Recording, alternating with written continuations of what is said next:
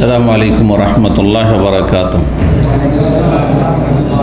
إن الحمد لله نحمده ونستعينه ونستغفره ونعوذ بالله من شرور أنفسنا ومن سيئات أعمالنا. من يهده الله فلا مضل له ومن يضلل فلا هادي له. وأشهد أن لا إله إلا الله وحده لا شريك له وأشهد أن محمدا عبده ورسوله صلى الله تعالى عليه وعلى آله وصحبه وسلم تسليما كثيرا. أما بعد فقد قال الإمام البخاري رحمه الله تعالى: باب هل على من لم يشهد الجمعة غسل من النساء والصبيان وغيرهم. وقال ابن عمر رضي الله تعالى عنهما: إنما الغسل على من تجب عليه الجمعة. قال حدثنا أبو اليمان قال أخبرنا شعيب عن الزهري قال حدثني سالم بن عبد الله أنه سمع عبد الله بن عمر رضي الله تعالى عنهما يقول: سمعت رسول الله صلى الله عليه وسلم يقول: من جاء منكم الجمعة فليغتسل. মহান আল্লাহর সমস্ত প্রশংসা, সালাত এবং সালাম নাযিল হোক প্রিয় নবী সাল্লাল্লাহু আলাইহি ওয়াসাল্লামের উপর। আজ মঙ্গলবার 23 জিলহজ 1444 হিজরি মোতাবেক 11 জুলাই 2023। আমাদের আলোচনা সহিহুল বুখারীর জুমার পর্ব নম্বর 4। ইমাম বুখারী রাহিমাহুল্লাহর এই জুমার পর্বের অধ্যায় নম্বর 12। এতে কয়েকটি হাদিস রয়েছে। বিষয়বস্তু বলছেন ইমাম বুখারী রাহিমাহুল্লাহ তাআলা: বাবুন, এই অধ্যায় হচ্ছে হাল আলা মাল্লাম ইয়াশহাদিল জুমা, যেই ব্যক্তি জুমায় উপস্থিত হয় না, অর্থাৎ যার ওপর জুমায় আসা ফরজ নয়, তার ওপর কি গোসল করা আবশ্যক বা তার কি গোসল করা সুন্নাতে মুআক্কাদা? জুমার দিনের গোসল সম্পর্কে এর আগে আলোচনা করেছি। তার হুকুম, সঠিক মত হচ্ছে যে গোসল করা সুন্নাতে মুআক্কাদা অধিকাংশ আইম্মা কেরামদের নিকটে। আর একটি মত হচ্ছে দুর্বল, যে সবার জন্য ওয়াজিব, যারা জুমায় আসবে তাদের। আর মাঝামাঝি একটি মত আছে, যেটা অনেক হাম্বলি ওলামারা বা ইমাম আহমদ থেকে বর্ণিত হয়েছে। সেটা হচ্ছে যদি শরীরে দুর্গন্ধ থাকে তাহলে ওয়াজিব, আর যদি শরীরে ঘামটাম না হয়, গন্ধ না থাকে, তাহলে সুন্নাতে মুআক্কাদা। যাই হোক, সুন্নাতে মুআক্কাদার কম নয়, অন্যান্য দিনের তুলনায় এই গোসল অনেক তাকিদের। এই গোসলের অনেক তাকিদ রয়েছে। কিন্তু এই গোসল কার জন্য? সকল মুসলিমকে না, শুধু ওদের জন্য সুন্নাতে মুআক্কাদা যারা জুমায় উপস্থিত হবে। ইমাম বুখারী রাহিমাহুল্লাহ বলতে চাইছেন যে যারা জুমায় উপস্থিত হয়, যাদের জন্য জুমা ফরজ, তাদের জন্য এই গোসল হচ্ছে সুন্নাতে মুআক্কাদা। আর যাদের জুমা আবশ্যক নয়, যেমন মহিলারা, তারাকে জুমার দিন গোসল করতে অন্য অন্য দিনের গোসলের তুলনায় জুমার দিনের মহিলাদের গোসলকে বেশি গুরুত্বপূর্ণ না? একই তাদের জন্য। বাচ্চারা যারা নাবালক, তাদের জন্য জুমা ওয়াজিব নয়, তো তাদের জন্য সুন্নাতে মুআক্কাদা না, তাদের জন্য মুআক্কাদা নয়, গোসল করলে ভালো, এমনি পরিষ্কার পরিচ্ছন্নতা। তো বলছেন যে যারা জুমায় উপস্থিত হবে না, তাদের ওপর কি গোসল করা আবশ্যক বা গোসল করতে হবে তাদেরকে? যেমন মিনান নিসা, মহিলারা, ওয়াসিবিয়ান এবং অপ্রাপ্ত বয়স্করা, নাবালক ছেলেরা, ওয়াগাইরি, অন্যান্যরা, যাদের জন্য জুমা ফরজ নেই। অসুস্থ, এমন অসুস্থ এদের জুমা পড়তে যেতেই পারবে না, মুসাফির, সফরে আছে, জুমা ওয়াজিব নয়। গোলাম, এদের এই ধরনের যারা, তো এই জন্য ওগাইরে অন্য মহিলা, শিশু আর অন্য ব্যক্তি যাদের জুমা আবশ্যক না, জুমা ফরজ নাই, তাদেরকে কি জুমার দিন গোসল করতে হবে? এটি সুন্নত নয়, তবে ভালো, অন্য দিনের গোসলের মতো, যেমন আমাদের দেশীয় গোসল আমরা করি। 894 নম্বর হাদিস। হাদিসের আগে আব্দুল্লাহ বিন উমর রাদিয়াল্লাহু তাআলা আনহুমার মত, সাহাবীর উক্তি। সাহাবীর উক্তিকে হাদিস বলা হয়, কিন্তু সেটি মওকুফ হাদিস। মুহাদ্দিসিনদের ভাষায় সাহাবায়ে কেরামদের কথা অথবা কাজকে কি বলা হয়? মওকুফ। কোনো সাহাবী যদি কোনো কথা বলে থাকেন অথবা করে থাকেন, তো সেটি হচ্ছে মওকুফ। আর নবী সাল্লাল্লাহু আলাইহি সাল্লামের কথা, কাজ এবং অনুমোদন, এই তিনটিকে বলা হয় মরফু হাদিস। হাদিস মরফু। মরফু মানে যেটি নবী সাল্লাল্লাহু আলাইহি সাল্লাম পর্যন্ত পৌঁছেছে, আর মওকুফ মানে যেটা থেমে গেছে, পৌঁছেনি, সাহাবায়ে কেরামদের পর্যন্ত পৌঁছেছে। সাহাবায়ে কেরামদের কথা এবং কাজ আমাদের জন্য দলিল কি না? যদি নবী সাল্লাল্লাহু আলাইহি ওয়াসাল্লামের মরফু হাদিস সের বিরোধী না হয় তাহলে দলিল, বা অধিকাংশ সাহাবায়ে কেরামদের বিরোধী না, নবী সাল্লাল্লাহু আলাইহি ওয়াসাল্লাম বিরোধী নয় আর অধিকাংশ সাহাবায়ে কেরামদের বিরোধী নয়, তাহলে যে কোনো সাহাবীর উক্তি আমাদের জন্য দলিল হবে না। যদি দেখা যায় যে 2-4-10 জন সাহাবী একটি মত বা একটি কথা বলেছেন, কিন্তু 50 জন শত শত সাহাবী অন্য কথা বলেছেন, তাহলে তখন আর ওই 10 জন সাহাবী যাদের সংখ্যা কম বা 1-2 জন সাহাবী তাদের কথা দলিল হবে না। কিন্তু যদি কোরআন এবং হাদিস সম্মত, কোরআন হাদিসের পক্ষে হয় কোনো সাহাবীর উক্তি, বচন অথবা আমল, তাহলে সেটি দলিল। ইবনে ওমর রাদিয়াল্লাহু তাআলা আনহুমা বলছেন, ইন্নামাল গোসলু আলা মান তাজিব আলাইহিল জুম্মা, গোসল আসলে হচ্ছে ওই ব্যক্তির জন্য বা ওই সব লোকেদের জন্য যাদের জুমা ফরজ, যার জুমা ফরজ তার জন্য গোসল সুন্নাতে মুআক্কাদা, আর যার জুমা নেই তার জন্য গোসল সুন্নাতে মুআক্কাদা নেই, করলো না করলো না। 894 নম্বর হাদিস বর্ণনা করেছেন আব্দুল্লাহ বিন ওমর, তিনি বলছেন, সামিআতু রাসূলুল্লাহ ইয়াকুল, আমি রাসূলুল্লাহ বলতে শুনেছি, মান জা মিনকুমুল জুমআতা, যে তোমাদের মধ্য থেকে জুমায় আসবে, তার জুমা মসজিদে যে আসবে, ফালিয়াগতাসিল, সে যেন অবশ্যই গোসল করে। তাহলে গোসলের বিষয়টি সম্পৃক্ত কিসের সাথে? জুমায় আগমনের সাথে, জুমায় আসার সাথে। কারণ আসল উদ্দেশ্য হচ্ছে কি, যে জুমা মসজিদে এসে আপনার শরীরের দুর্গন্ধ বা একজনের গন্ধতে এমন যায় আসে না। যদি ধরেন এত লোক আছেন যে আমার সামনে, একজনের শরীর গন্ধ থাকে কিন্তু রুমে গন্ধ হবে না, কিন্তু যদি দেখা যায় যে 10 জন 20 জনের শরীরে ওই রকমই গন্ধ আছে, সবগুলি গন্ধ মিলে গন্ধ বেড়ে যাবে, তো গোটা রুমটা দুর্গন্ধযুক্ত হয়ে যাবে।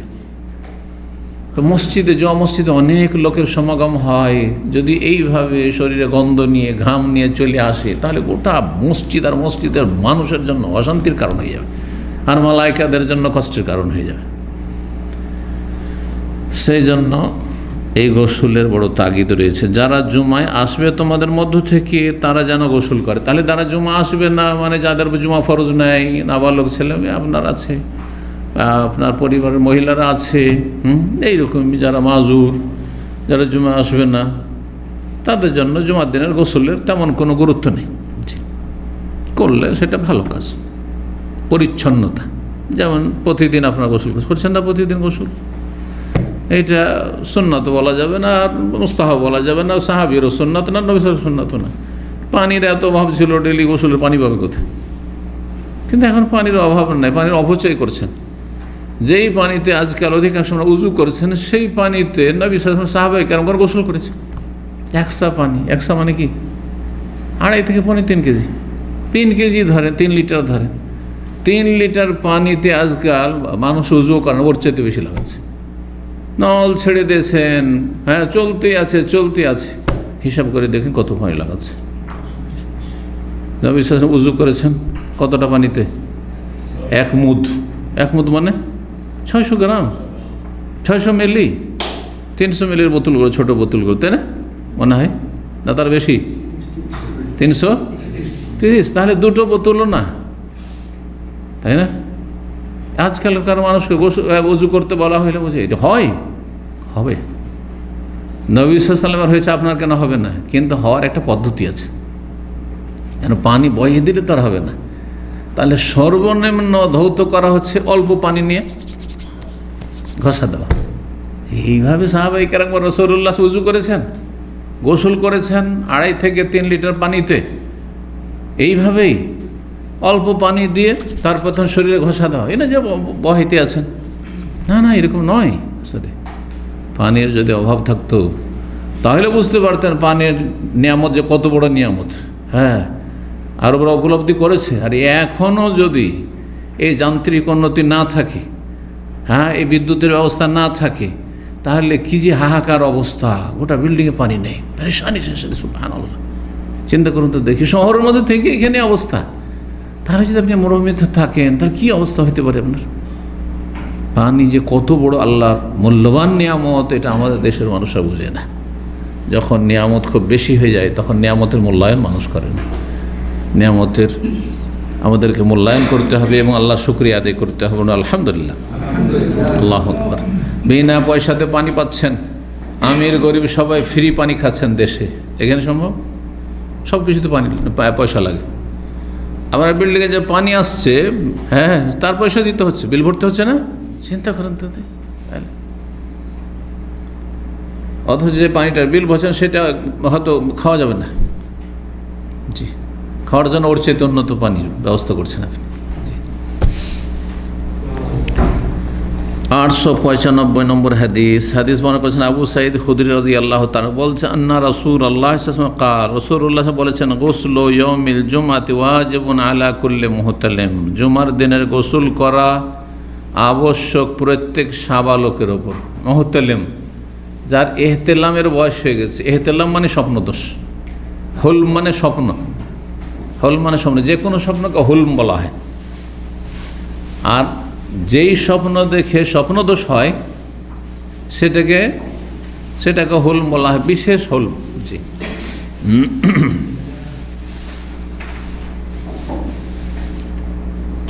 তো যারা সাবালক তাদের জন্য গোসল করা আবশ্যক। তাহলে বোঝা গেল নাবালক যারা বাচ্চারা তাদের জন্য গোসল আবশ্যক না জুমার দিনের। এই হাদিস এখানে এসেছে 895 আর 879 তো এসেছে। গোসল ইয়াউমিল জুমাতি ওয়াজিবুন আলা কুল্লি মুহতালিম। সেখানে নিয়ে এসেছেন লেখক কি বলতে গিয়ে, যে জুমার দিনের গোসলের ফজিলত এবং নাবালকদের জুমাতে উপস্থিত হইতে হবে কি না, বা মহিলাদেরকে উপস্থিত হইতে হবে কি না। এই তো মহিলাদের বা নাবালকদের ক্ষেত্রে যখন গোসলের তাগিদ করা হয়নি তো তাদের জুমা নেই। এই জন্য সেখানে হাদিসটি নিয়ে এসছেন। এখানে নিয়ে এসছেন কিসের জন্য, যে গোসল কি মহিলাদেরকে অথবা নাবালকদেরকে করতে হবে জুমার দিনের, যেহেতু তাদের জুমা নেই সুতরাং তাদের গোসল নেই। 896 নম্বর হাদিস বর্ণনা করেছেন আবু হুরায়রা রাদিয়াল্লাহু তাআলা। এই হাদিসও এর আগে চলে গেছে, প্রথম হাদিস মনে হয় এই জুমার অধ্যায়ের। কালা রাসূলুল্লাহ সাল্লাল্লাহু আলাইহি ওয়াসাল্লাম, আবু হুরায়রা বলছেন রাসূলুল্লাহ সাল্লাল্লাহু আলাইহি ওয়াসাল্লাম বলেছেন, নাহনুল আখিরুন আস-সাবিকুনা ইয়াউমাল কিয়ামা, আমরা সর্বশেষ উম্মত। সময়ের দিক থেকে, কালের দিক থেকে আমরা সব শেষ উম্মত, শেষখানে এসেছি। দুনিয়ার সমস্ত মানুষ চলে গেছে, অতিবাহিত হয়। আদম আলাইহিস সালামের যুগ থেকে নূহ আলাইহিস সালামের যুগ গেল, তো ইদ্রিস আলাইহিস সালামের যুগ গেল, তারপরে আপনার হুদ আলাইহিস সালামের যুগ গেল, সোয়ালের যুগ গেল, এগুলো প্রাচীন যুগ। তারপরে ইব্রাহিম আলাইহিস সালামের যুগ আসলো, তারপরে বনি ইসরায়েলদের যুগ আসলো। সমস্ত আম্বিয়া রসুলগণ সব চলে যাওয়ার পরে, মুসা ঈসা সমস্ত চলে যাওয়ার পরে শেষ নবী মুহাম্মদ সাল্লাল্লাহু আলাইহি ওয়াসাল্লাম এবং তার উম্মত। আমরা সর্বশেষ উম্মত সময়ের দিক থেকে। আর সাবিকুনা ইয়াউমাল কিয়ামা, কিয়ামতের দিন আমরা সবার চাইতে অগ্রগামী থাকব, সবার আগে গিয়ে জান্নাতে পৌঁছব। সবার আগে আমাদের হিসাব শেষ হয়ে যাবে, আর জান্নাতে হিসাব শেষ হইলেই জান্নাত। আগে এই উম্মতের হিসাব আগে শেষ হবে, আগে এই উম্মতের নবী জান্নাতে প্রবেশ করবেন সাল্লাল্লাহু আলাইহি ওয়াসাল্লাম, তারপরে এই উম্মত। জি, এই হচ্ছে এই উম্মতের ফজিলত। এই জন্য এই উম্মতকে আল্লাহ কোরআনে কেন বলছেন, কুনতুম খায়রা উম্মাহ, তোমরা সবচাইতে শ্রেষ্ঠ উম্মত। কিন্তু শ্রেষ্ঠ উম্মত হওয়ার জন্য কিছু দায়িত্ব দিয়েছেন, সেই দায়িত্বগুলি না পালন করলে নিকৃষ্ট। যেমন সূরা 3 আল্লাহ বলছেন, লাকাদ খালাকনাল ইনসানা ফি আহসানি তাকওয়িম, নিঃসন্দেহে আমি মানুষকে সৃষ্টি করেছি ফি আহসানি তাকওয়িম, সবচাইতে সুন্দর, সর্বাধিক সুন্দর অবয়বে, গঠনে, শারীরিক গঠন এবং প্রতিটি অঙ্গ প্রত্যঙ্গ যত সুন্দর করে সুঠাম করে আল্লাহ সৃষ্টি করেছেন মানুষের, পৃথিবীর কোনো প্রাণী নেই, কোনো প্রাণী নেই, এত সুন্দর আল্লাহ সৃষ্টি করেছেন ফি আহসানি তাকওয়িম। কিন্তু তারপরের আয়াত, সুম্মা রাদাদনাহু আসফালা সাফিলিন, তারপরে আমি তাদেরকে ফিরিয়ে দেব আসফালা, সবচেয়ে নিম্ন থেকে নিম্নতর স্থানে বা স্তরে। কখন? যখন নিজের মানুষত্বকে ঠিক রাখবে না, হ্যাঁ, অমানুষ যখন হয়ে যায় মানুষ হওয়ার পরে, শ্রেষ্ঠ সৃষ্টি হয়ে নিকৃষ্ট আকীদা আমলে যখন কর্মে লিপ্ত হয়ে যাবে, সুম্মা রাদাদনাহু, তাদেরকে ফিরিয়ে দেবো। রাদ্দায়ারুদ্দ মানে ফিরিয়ে দাও। আসফালা সাফে, আসফাল মানে সবচাইতে নিচে, সাফিনে যারা নিচে আছে তাদের চাইতে নিচে আল্লাহ বলছেন। জাহান্নামে কিন্তু যতই নিকৃষ্ট পশু প্রাণী হোক না কেন, সে হিংস্র পশু হোক আর সাপ হোক আর বিচ্ছু হোক, এমনকি পায়খানার মধ্যে যে পোকাগুলি থাকে, মরদেহ যেসব পোকাতে খায়, এর চেয়ে নিকৃষ্ট সৃষ্টি আর পৃথিবীর কিছু আছে? সেগুলো জাহান্নামে যাবে না, কোনো হিসাব নেই। মাটি হয়ে যাও, মরে গেল কোনই তোরা মাটি হয়ে যাও, তাই না? কিন্তু মানুষের হিসাব হবে। আর যদি ভালো করে যাও তো জান্নাত রয়েছে, বড় সম্মান পাবে, এত নিয়ামত পাবে, খালেদিনা ফিহা, চিরকাল থাকবে। আর যদি পাপিষ্ট হয়ে আল্লাহর সামনে হাজির হও, তাহলে তোমাদের জন্য কঠিন শাস্তি রয়েছে, জাহান্নাম প্রস্তুত হয়েছে, জাহান্নামের আগুন তৈরি আছে।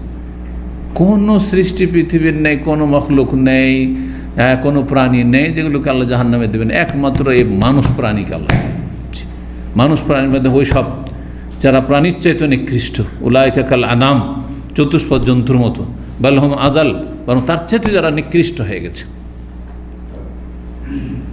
হিংস্র পশুকে তো হিংস্র পশু ওই নেচার দিয়ে আল্লাহ সৃষ্টি করেছেন, কিন্তু আমাকে আপনাকে তো অনেক জ্ঞান বুদ্ধি দিয়ে এবং হিতাহিত জ্ঞান, ভালো মন্দের জ্ঞান দিয়ে আল্লাহ তৈরি করেছেন। সুতরাং ভালোটা কেন প্রয়োগ করলাম না, ভালোটাকে কেন কাজে লাগাইলাম না, পাশবিক শক্তি পশুর চরিত্রটাকে কেন শক্তিশালী করলাম? জাহান্নামে যাও। আল্লাহ বুঝার তৌফিক দান করেন, মানুষকে মানুষ হওয়ার তৌফিক দান করেন। মানুষ তখনই মানুষ হবে যখন আল্লাহর প্রতি ঈমান রাখবে। মালিককে যে চেনে না সে মানুষই নয়, সেও মানুষ। আর মালিক হচ্ছে রব। তোমার রবকে, রবের সাথে যার কোনো সম্পর্ক নেই, সে মানুষ নয়, সে পশুর চাইতে অনেক নিকৃষ্ট। তো বলুন আলহামদুলিল্লাহ যে আল্লাহ আমাদেরকে মুসলিম করেছেন।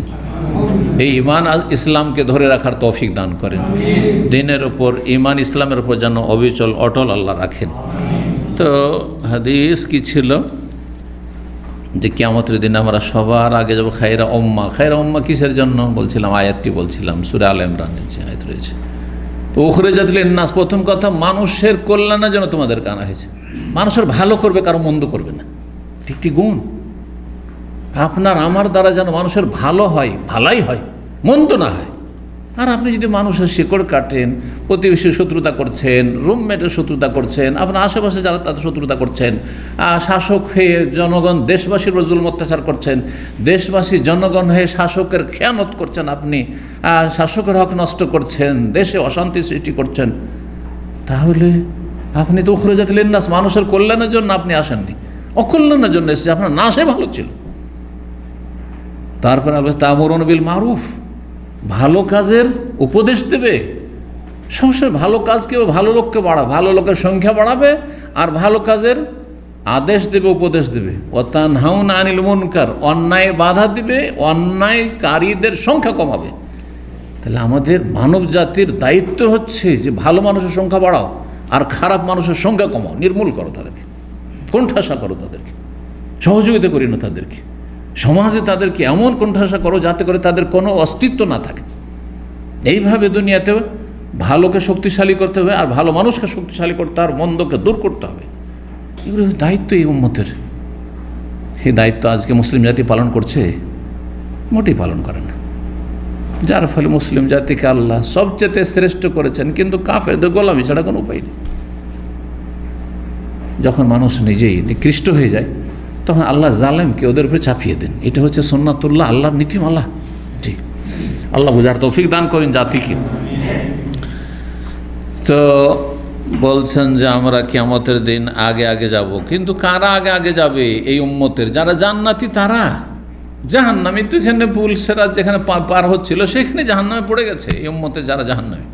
তাহলে জান্নাতিগুলো সবার আগে, জান্নাতি হওয়ার চেষ্টা করতে হবে দুনিয়াতে। এটাই হচ্ছে কর্মজগৎ, আমলের জগৎ। এখানে আমাদেরকে নিজের অবস্থান তৈরি করতে হবে যে আমি জান্নাতি না জাহান্নামী। এই অবস্থায় যে কোনো সময় মরণ আসতে পারে, এই অবস্থায় মরে গেলে জান্নাত যেতে পারবো কি না, এটা আমার আপনার সবচেয়ে বড় চিন্তা থাকতে হবে। তারপরে বলছেন তবে বাইদা, এখানে একটি শব্দ উজ্জ্ব হয়ে গেছে, নেই আসলে, হয়তো টাইপের ভুল। আগের হাদিসটিতে সেটা ছিল বাইদা তবে গায়রা উতুল কিতাব মিন ক্বাবলিনা, যারা আগে এসেছে তাদেরকে আমাদের আগেই কিতাব দেওয়া হয়েছে। তাওরাত, ইনজিল আমাদের আগে, কোরআনের আগে দেওয়া হয়েছে তাদেরকে, জবুর আগে দেওয়া হয়েছে। ও উতিনা মিন বাদিহিম, আর আমাদেরকে দেওয়া হয়েছে আল কোরআন তাদের পরে। জি, ফাহাদাল ইয়াউমুল্লাযী ইখতালাফু ফী, এই যে জুমার দিনটি, সেই দিনে তারা মতবিরোধ সৃষ্টি করেছিল। এই বিস্তারিত আলোচনা করে দিচ্ছি যে তারা জুমাবার নিতে চায়নি, তাদেরকে হয়তো ইখতিয়ার দেওয়া হয়েছিল জুমা নেবে, না হলে যে কোনো একটা দিন চয়েস করো। না জুমা না, শনিবারে। ইহুদিরা বললো শনিবার, হ্যাঁ মুসা আলাইহিস সালাম উম্মত যারা, আর খ্রিস্টানরা কি বললো, ঈসা উম্মত যে আমরা রবিবার নেব। আর প্রত্যেকের নিজের নিজের খোঁড়া যুক্তি দাঁড় করল। এই জন্য যুক্তি মানুষের সর্বনাশ করে, যুক্তি মানুষকে শ্রেষ্ঠত্ব থেকে নিকৃষ্টতম স্থান নামিয়ে দেয়। জি, তো বলছেন যে এই দিন নিয়ে তারা মতবিরোধ করেছিল, জুমার দিনটা নেয়নি। ফাহাদান আল্লাহ, অতঃপর আল্লাহ আমাদেরকে সঠিক পথ দেখিয়েছেন যে আমরা জুমার দিন পেয়ে গেছি।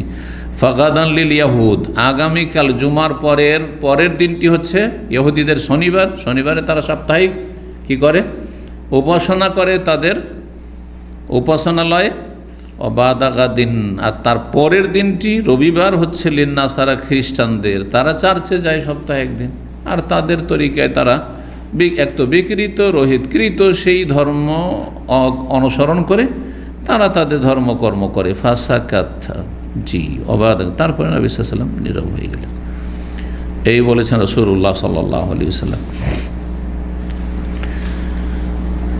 897 নম্বর হাদিসের সুম্মা কালা, ওই হাদিসের সনদের সাথে বলছেন হাক্কুন আলা কুল্লি মুসলিম, কারণ আগের অংশটুকুর কিন্তু অধ্যায়ের সাথে সম্পর্ক নেই। যে জুমা যারা আসে না, যেমন মহিলা অথবা শিশু, তাদের কি গোসল করতে হবে জুমার দিনে? তো এর সাথে এতটুকু যে আলোচনা হলো এতে কিন্তু কোনো মিল নেই। তো এই জন্য নাম্বার যদিও আলাদা করে দিয়ে 897, কিন্তু আগের সনদের সাথে মিল আছে, তারই একটা অংশ। হাক্কুন আলা কুল্লি মুসলিম, প্রত্যেক মুসলিমের দায়িত্ব, হক মানে তার দায়িত্ব, এটি প্রত্যেক মুসলিমের উপর হক, ইসলামের হক মানে ইসলামের একটি দায়িত্ব। ইয়াগতাসিলা ফি কুল্লি সাবাতি আইয়ামি ইয়াওমান, 7 দিনে একদিন গোসল করবে কমপক্ষে।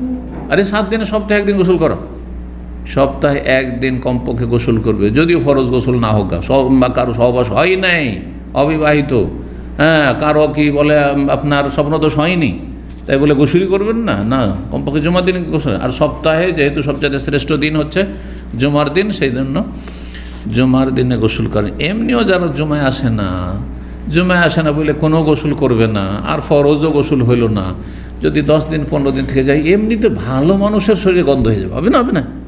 জি, সুতরাং এটি একটি বিধান। যদি কারো জুমা নাও থাকে তাও সপ্তাহে একদিন কমপক্ষে গোসলের চেষ্টা করা উচিত। ইয়াগসিলু ফিহি রাসাহু ওয়া জাসাদাহু, যাতে যেই গোসলে নিজের বিশেষ করে মাথা এবং দেহ ধোয়াই তো গোসল, হ্যাঁ দেহ ধৌত করা, শরীর ধৌত করাই তো গোসল জাসাদ। কিন্তু মাথা ধোয়ার কথা বিশেষভাবে কেন বললেন? কারণ দেহের মধ্যে মাথাতে ময়লা জমার সম্ভাবনা বেশি, শরীরের চাইতে বেশি ময়লা জমবে কোথায়? মাথা, কারণ মাথায় চুল আছে, এই চুলের জঙ্গলে ময়লা জমতে পারে। হ্যাঁ, সুতরাং মাথাটাকে বিশেষভাবে ধৌত করবে, মাথা ধোয়ার কথা বলা হয়েছে। 898, আর তারপর অনেকের বড় চুল থাকে, সেই জন্য। 898 নম্বর হাদিস বর্ণনা করেছেন তাবেঈ মুজাহিদ, আরেক তাবেঈ ইমাম তাউস থেকে, তিনি আবু হুরায়রা থেকে রাদিয়াল্লাহু তাআলা আনহু কাল, বলছেন আবু হুরায়রা রাদিয়াল্লাহু তাআলা, কাল নবী সাল্লাল্লাহু আলাইহি ওয়াসাল্লাম বলছেন লিল্লাহি তাআলা আলা কুল্লি মুসলিম, আল্লাহর হক রয়েছে প্রত্যেক মুসলিমের ওপর। লিল্লাহি তাআলা আলা কুল্লি মুসলিমিন হাক্কুন, আল্লাহর হক রয়েছে প্রত্যেক মুসলিমের ওপর কি? ইয়াগতাসিলা ফি কুল্লি সাবাতি আইয়ামিন ইয়াওমান, 7 দিনে একদিন, প্রত্যেক 7 দিনে মানে প্রত্যেক সপ্তাহে যেন একটা দিন কমপক্ষে গোসল করে। তাহলে কেউ যদি 3 দিন পর গোসল করে আরও ভালো, কেউ যদি প্রতিদিন গোসল করে আরও ভালো। জি অবশ্যই ভালো, এটা পরিচ্ছন্নতা। জি, একটা হচ্ছে পবিত্রতা আর একটা পরিচ্ছন্নতা। পবিত্রতার প্রয়োজন নেই, আপনার শরীর পবিত্র হয়ে আছে, কারণ গোসল আপনার ফরজ হয়নি, কিন্তু পরিচ্ছন্নতা। তাহলে জুমার দিনের গোসলটা হচ্ছে নাজাফা, পরিচ্ছন্নতার গোসল, আর তাকিদপূর্ণ গোসল সুন্নাত মুআক্কাদা, পরিচ্ছন্নতার গোসল। আর যখন গোসল ফরজ হয়ে যাবে, সহবাস বা স্বপ্নদোষে বা মাসিক ঋতু থেকে মহিলা পাক হলো, নেফাস থেকে পাক হলো, তখন এটি পরিচ্ছন্নতার সাথে পবিত্রতার তাহারাতের গোসল। জি, 13 নম্বর অধ্যায় বলছেন বাবুন মানে হাজা বাবুন, এটি এই অধ্যায়, কিন্তু অধ্যায়ের বিষয়বস্তু এখানে নেই। ইমাম বুখারী রাহিমাহুল্লাহ এখানে নিয়ে আসেননি, হয়তো সময় পাননি, হাদিস নিয়ে এসেছেন, পরে অধ্যায় নির্ধারণ করব, এটা যেমন অনেকে বলেছেন। আল্লাহ তাআলা 899 নম্বর হাদিস বর্ণনা করেছেন আব্দুল্লাহ বিন উমর রাদিয়াল্লাহু তাআলা আনহুমা, বলছেন নবী সাল্লাল্লাহু আলাইহি ওয়াসাল্লাম থেকে বর্ণনা করে তিনি কি বলেছেন, নবী সাল্লাল্লাহু আলাইহি ওয়াসাল্লাম ইযানু লিন-নিসাই বিল-লাইলি ইলাল মাসাজিদ, তোমরা মহিলাদেরকে বিশেষ করে রাত্রে মসজিদে যাওয়ার অনুমতি দাও। রাত্রিবেলা যদি মসজিদে যেতে চায় এশার সালাতে বা ফজর সালাতে, মাগরিবে তো রাত, যদিও সূর্য ডুবে গেছে কিন্তু রাত হয় না, অন্ধকার হয় না, সেই জন্য এখানে উদ্দেশ্য হচ্ছে এশা এবং ফজরে যদি তোমাদের স্ত্রীরা বা মেয়েরা অনুমতি চাই, তোমাদের অধীনে যেসব মেয়েরা আছে, তোমরা যাদের অভিভাবক, তাদেরকে সম্বোধন কাকে করা হয়েছে? সম্বোধন অভিভাবককে করা হয়েছে, ওলিকে। সে ওলি স্বামীও হইতে পারে, ওলি আবার বাবাও হইতে পারে, বাবা মারা গেছে আর বিয়েও হয়নি, বোনেরা আছে, তাহলে ভাই আছে, ভাই ওলি, তো ভাইকেও সম্বোধন করে। তাহলে এখানে বলতে হবে কি শুধু স্বামীকে নয়, বরং ওলি, যে কোনো অভিভাবক গার্জেনকে সম্বোধন করে বলছেন নবী সাল্লাল্লাহু আলাইহি ওয়াসাল্লাম যে ইযনু লিন-নিসাই, তোমরা মহিলাদেরকে অনুমতি দাও বিল-লাইলি, রাতে, ইলাল মাসাজিদ, মসজিদ যাওয়ার জন্য, যদি যেতে চায়। নিজেতে বলবে না যাও যাও যাও, দরকার নেই, কিন্তু যদি বলে যে আমি এশা পড়তে যাব, আমি ফজর পড়তে যাব, আর সেখানে কোনো ফিতনার আশঙ্কা নেই, আরও মেয়েরা যাচ্ছে, এটাই হচ্ছে আসলে যে মেয়েরা যাবে, কিন্তু ধরেন কোনো মসজিদে কেউ আসে না, আর শুধু আপনার ওয়াইফ একাই বলো যে আমি একাই ফজর পড়তে যাব, একাই এশা পড়তে যাব, সেটা তো আর হয় না সাধারণত। যদিও নাজায়েজ কিছু নয়, যদি নিরাপত্তা থাকে তাহলে একাই গেল, কিন্তু একাই গেল তো সেও একা হলেও মসজিদে তো পুরুষ মুসল্লিরা আছে, কিন্তু সাধারণত এমনটা হয় না, অনেকেই যাচ্ছে, আপনার অধীনে যেসব মেয়েরা আছে তারাও যেতে চাইছে যে মসজিদ যাব, অসুবিধা নেই। বিশেষ করে সেটা যদি রমজানের রাতে হয়, অর্থাৎ এশার সাথে তারাবির সালাত হয়, কিয়ামুল লাইলের সালাত, এই কিয়ামুল লাইল তারাবির আমলটাই শুধু থেকে গেছে, কথা বোঝা গেছে। আর বাকি যে নবী সাল্লাল্লাহু আলাইহি ওয়াসাল্লাম আমলে ফজরে যেতেন মহিলারা, নিয়মিত ফজরে যেতেন, এই হাদিস এই বুখারীতে কয়েক জায়গায় হাদিস রয়েছে, জি। আর ফজর পড়ে ফিরতেন মোতালাফিয়াতিন বমরুতহিন্না, তারা তাদের বড় বড় লম্বা চাদরে আবৃত হয়ে, এত অন্ধকারে, ভোরের অন্ধকারে সালাত হয়ে যেত ফজরে, যে মায়ুরাফনা মিনাল গালাস, অন্ধকারের কারণে চেনা যেত না, অন্ধকারের কারণে চেনা যেত না তাদেরকে। তাহলে ফজরে সাহাবিয়াত মহিলারা কি করতেন? মসজিদে যেতেন। এশার কথা হাদিসে রয়েছে, আব্দুল্লাহ বিন উমর রাদিয়াল্লাহু আনহু হাদিস বয়ান করছেন যে যদি এজাস্তা আজানাত নিসাউকুম, হ্যাঁ বিল এশায়ে, এর সাথে যদি তোমাদের বিবিরা, তোমাদের মহিলারা যদি অনুমতি চাই, ফা আজানুল্লাহুন্না, তাদেরকে অনুমতি দিও। তাহলে এশার সালাতের কথাও রয়েছে, সে তারাবি হোক আর না হোক, রমজানের সাথে খাস নয়। যখন ইবনে উমর রাদিয়াল্লাহু তাআলা এরকম বলেছিলেন, তার এক ছেলে ছিল বেলাল বিন আব্দুল্লাহ, একটা ইবনে উমরের ছেলে, অন্যান্য ছেলের ছিলেন সালিম বিন আব্দুল্লাহ, বেলাল। তো এই বেলাল বিন আব্দুল্লাহ বললেন যে ওয়াল্লাহি, আল্লাহর কসম করেছে, আমি আমার স্ত্রীকে যেতে দেবো না।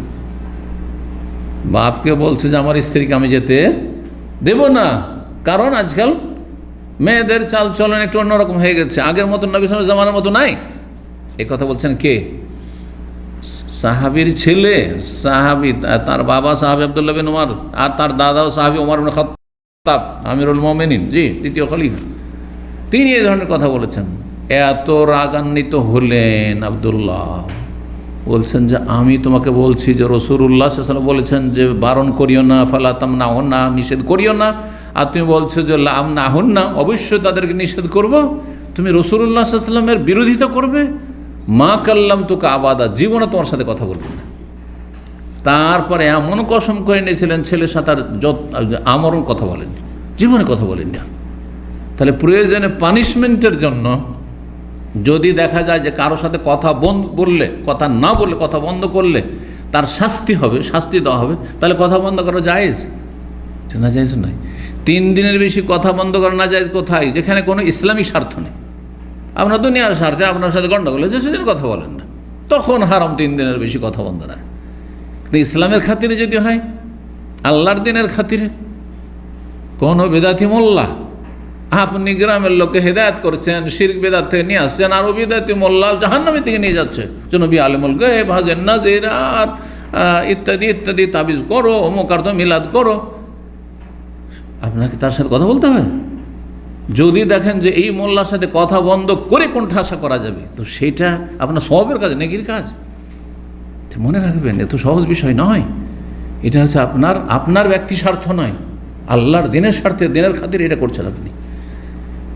তো আব্দুল্লাহ বিন উমর রাদিয়াল্লাহু তাআলা তার কোনো পারিবারিক স্বার্থ এরকম ছিল না, সেই জন্য কথা বন্ধ। তার এই ধৃষ্টতার কারণে বা তার বেয়াদবির কারণে যে নবী সাল্লাল্লাহু আলাইহি ওয়াসাল্লাম বলেছেন যেতে দাও, তুমি বল যেতে দেবো না। নবী সাল্লাল্লাহু আলাইহি ওয়াসাল্লাম জানতেন না, আর নবী সাল্লাল্লাহু আলাইহি ওয়াসাল্লাম না হয় গায়েব জানতেন না, তো আল্লাহ তো জানতেন। তো আল্লাহ তো বলছেন না, তোমার যুগ পর্যন্ত সীমিত, তারপরে বলে তো যে আমি দুনিয়া থেকে চলে গেলে যেন মহিলারা আর মসজিদে না যায়, কথা বলেছেন। নবী সাল্লাল্লাহু আলাইহি সাল্লামের দিন কি শুধু তার জীবদ্দশা পর্যন্ত সীমিত না কিয়ামত পর্যন্ত? তাহলে কিয়ামত পর্যন্ত যতগুলি সমস্যার ফিতনা হবে সেগুলি নবী সাল্লাল্লাহু আলাইহি সাল্লাম অনেকটাই জানতেন। আর আল্লাহ সব কিছু জানেন, তো আল্লাহ বলে দিতেন না না এমন একটা যুগ হবে যখন মেয়েদের চালচলন খারাপ হয়ে যাবে, তখন আর মসজিদে যেতে দেবে না। বুঝলেন? এই যে আমাদের দেশের হানাফি সমাজের বিদাতি মোল্লা বলে না, মহিলাদের নেওয়া যাওয়া যাবে না, ঈদগাহে নেওয়া যাবে না, মসজিদে নেওয়া যাবে না, মসজিদে এরা ভোগ করার জন্য নিয়ে যেতে চায়, এই বেয়াদবগুলো বলে। আর এই বেয়াদবগুলো আবার মিছিল করে, বেয়াদবগুলো দেশ থেকে বিদেশে আবার ওই চিল্লার তবলিগে পাঠায়। বুঝতে পেরেছেন? এদিকে নবী সাল্লাল্লাহু আলাইহি ওয়াসাল্লামের সুন্নতের বিরোধিতা করে, আর বেদাতি কাজ করে। বেদাতি কাজ মহিলাদের দিয়ে করাচ্ছে, মহিলা হালাকা, আর মহিলাদের ওই চিল্লা যাচ্ছে। কোথায় পেলেন এসব ধর্মকর্ম? বেদাত করছেন আর সুন্নতের বিরোধিতা করছেন। তো কাউকে দিনের স্বার্থে শাস্তি দেওয়ার জন্য বা তাকে শাসন করার জন্য কথা বন্ধ করা জায়েজ রয়েছে। নবী সাল্লাল্লাহু আলাইহি ওয়াসাল্লাম 50 দিন বাইকট করেছেন প্রখ্যাত সাহাবী কাব বিন মালিক। কেউ কথা বলবে না, আমি তো কথা বলবো না, তোমরা কেউ কথা বলবে না। মদিনার কেউ তার সাথে কথা বলতো না, সালাম দিলে উত্তর দিত না। তাহলে 3 দিনের বেশি কথা বন্ধ করা যাবে না, সালাম বন্ধ করা যাবে না, সাথে কোনো সংঘর্ষ আছে? সংঘর্ষ নাই, সমন্বয় করতে হবে নাকি? অধিকাংশ ক্ষেত্রে আমরা কথা বলা বন্ধ করে দিই মনোমালিন্য, অন্তর্দ্বন্দ্ব কিসের জন্য? ব্যক্তি স্বার্থে, আপনার দিনের স্বার্থে না। দিন আপনার বড় নেই, অধিকাংশ মানুষের সব দুনিয়া বড় হয়ে গেছে, যার ফলে জি আপনি ভাইয়ের সাথে দুনিয়ার স্বার্থে আপনি দ্বন্দ্ব, বোনের সাথে দ্বন্দ্ব দুনিয়ার স্বার্থে না, মোটেই জায়েজ না এটা। তো যাই হোক, তোমরা রাত্রে মহিলাদেরকে মসজিদে যে রাত্রে বিশেষ করে, দিনে তাহলে না যায়জ না, দিনেও দেওয়া যাবে। কিন্তু যদি দেখা যায় না দিনে লোকজনের সমাগম, পুরুষদের সমাগম বেশি, আর এখানে দিনে যাওয়াটা ভালো নয়, তাহলে নিষেধ করা যেতে পারে। কিন্তু যদি দেখা যায় না, অনেক সময় অনেক দেশে বা অনেক সমাজে রাতেই বেশি ফিতনা, দিনে ফিতনা নেই। রাতে বেশি ফিতনা, দিনে ফিতনা নেই, তাহলে দিনে যেতে অসুবিধা নেই। যেমন আপনি আরব আমিরাত যদি যান, দেখবেন যে ওখানে জুমা মসজিদে মহিলারা যাচ্ছে, প্রায় প্রতিটি মসজিদে মহিলারা যাচ্ছে। তারপরে মসজিদ হারাম, মসজিদ নববীতে যাচ্ছে সৌদি আরবে। সৌদি আরবে যদিও এখানে রমজানের তারাবি ছাড়া আর অন্য সালাতে সাধারণত খুব কমই যাওয়া যায় আছে, কিন্তু আছে অনেক মসজিদে মুসাল্লা খোলা আছে, আসলে আসতে পারে কেউ, জি খোলা আছে জি, যেহেতু শরীয়তে বাধা নিষেধ নেই, জায়েজ রয়েছে জি। তবে আপনি ব্যক্তিগত যদি জানেন যে আমার স্ত্রীর চালচলন খারাপ, আমার মেয়ে খারাপ, নামাজের বাহানায় গিয়ে সেখানে গিয়ে কারোর সাথে যোগাযোগ করবে, এইরকম কোনো ব্যাড রিপোর্ট থাকে, তাহলে অবশ্যই নিষেধ করবেন, তখন বিরাট স্বার্থে তখন নিষেধ করবেন জি। 900 নম্বর হাদিস, 900-তে চলে এসেছি। হাদিস বর্ণনা করেছেন ইবনে ওমর রাদিয়াল্লাহু তাআলা আনহু, বলছেন কানাত ইমরাতুন লিউমারা তাশহাদু সালাতাস সুবহি ওয়াল ইশা ফিল জামাতি ফিল মসজিদে। ওমর রাদিয়াল্লাহু তাআলা আনহুর এক স্ত্রী ছিলেন যিনি ফজরের সালাত আর ইশার সালাতে জামাতে মসজিদে হাজির হইতেন। ইবনে ওমর বলছেন, ওমরের ছেলে বলছেন যে ওমর রাদিয়াল্লাহু তাআলা আনহুর এক স্ত্রী ছিলেন। তো নিজের মাকে বলবেন যে বাপের স্ত্রী নাকি, কি বোঝা গেল তাহলে এখান থেকে? সৎ মা আসলে ছিলেন। সৎ মাকে মা বলা এটা আমাদের দেশীয় পরিভাষা, দেশীয় আদব শিষ্টাচার, এটা কোনো শরীয়তের বিধান নয়। কারণ আমাদের দেশে সৎ মাকে নাম মা বললে সে মা তো অসন্তুষ্ট আছে, বাপ পর্যন্ত অসন্তুষ্ট।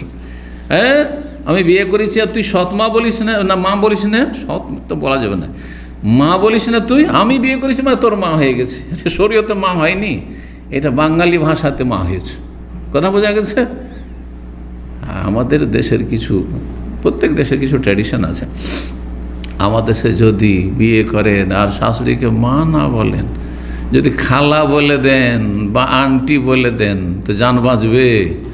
হ্যাঁ, হতে পারে ছাড়িয়েই নিবে, না আর মেয়ে পাঠাবো না, আটকিয়ে দেবে। করবে না? করবে না? এল্লা মাশাআল্লাহ আজকাল একটু বুঝতে শিখেছে, আবার একটু কিছু কেউ আবার মডার্ন হয়েছে। হ্যাঁ, এমনও ঘটনা আছে আজকাল যারা একটু মানে কিছু শিখছে। আমাদের বাঙালি সমাজেও এরকম শুরু হয়েছে প্রচলন, যে ও শাশুড়িকে মা বলতে বলছে, না না না না না মা বলবে না, আমাকে আমাকে তুমি আন্টি বলবে। এমনটাও শুরু হয়েছে এখন। তো মা এহতেরামে, শ্রদ্ধায়, সম্মানে কাউকে বলা যায়, বাপ শ্রদ্ধা সম্মানের জন্য বলা যায়, কিন্তু নিজের বাপ মাকে ঠিক রেখে। বাপ মায়ের হক বাপ মায়ের হকের মতো, শাশুড়ির হক শাশুড়ির মতো। শাশুড়ির হক আর শ্বশুরের হক বাপ মায়ের পায়ের কাছেও যাবে না। সোজা ভালো করে শুনে রাখেন।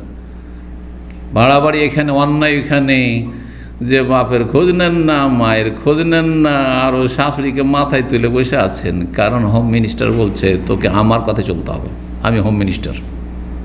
হ্যাঁ, বাড়ির মালিক আমি, ঠিক না? হোম মিনিস্টার বুঝেন তো? দেশের হোম মিনিস্টার না, আপনার গৃহের, আপনার বাড়ির হোম মিনিস্টার। জি জি, বাড়ির হোম মিনিস্টার দাঁড়িয়ে রাখতে দিচ্ছে না, বলছে পারছি না। এক ভাই কাতিফি ছিল, খুব শিক্ষিত লোক, আমার সাথে 2005-06 হজ করে। বেচারা দিন শিখে এখানে ইসলাম সেন্টারে নিয়মিত আসে, কাতিফ থেকে আসতো। আর তারপরে আমার সাথে হজে গেল, হজে মেনা আরফে আমার সাথে থাকলো। দেখলাম যে খুব পরহেজগারি আছে, দিন দাঁড়িয়েছে, কিন্তু দাড়ি মুখে মোটেই নেই। তো তারপরে আমাকে বলতে হয়নি, সাধারণত দাড়ির জন্য আমি সরাসরি বলি না। মানুষকে আখলাক আমলে যখন দিন শিখবে নিজেই হয়তো সে সচেতন হবে, এটা আমার অভ্যাস সাধারণত। যদিও দাড়ি খুব গুরুত্বপূর্ণ বিষয়, তো আর এটা হয়েছেও। তো সে শেষ দিনে, মেনার শেষ দিনে বলছে যে শেখ, দাঁড়িয়ে রাখার জন্য অনেক চেষ্টা করছি কিন্তু পারছি না। আমি কেন পারছেন না? বলছে আমার স্ত্রী অনুমতি দিচ্ছে না। স্ত্রী অনুমতি দিচ্ছেন না। আমি বলছি স্ত্রী যদি বলে যে তোমার ফজরে যাওয়া যাবে না, হ্যাঁ তোমার ঘুমটা পুরা হয় না, তুমি একটানা ঘুমাও সকাল 7টা পর্যন্ত, আর তারপরে ডিউটি যাওয়ার সময় ফজর পড়ো, তাই করবেন নাকি? না সেটা তো করবো না। তো সে এইটা কেন করবেন না? এ মুখের অধিকারটা স্ত্রীর, যে আমি মুখে কি রাখবো না রাখবো, দাঁড়িয়ে রাখবো না রাখবো, এটা স্ত্রীর নাকি? না না না, স্ত্রী আমার কিছুরই মালিক না, আমার পয়সারই মালিক না, তো আমার দাড়ির কিসের মালিকও? কথা বোঝা গেছে? আমার পয়সার মালিক আমি। সে তার ভরণ পোষণ আমার কাছ থেকে পাওয়ার অধিকার রাখে, কিন্তু আমার বেতনের মালিক না। আমি কি পাই আর কি ইনকাম করি না করি, আমি আপনি, এটা আপনার স্ত্রী আমার স্ত্রী মালিক না মোটেই।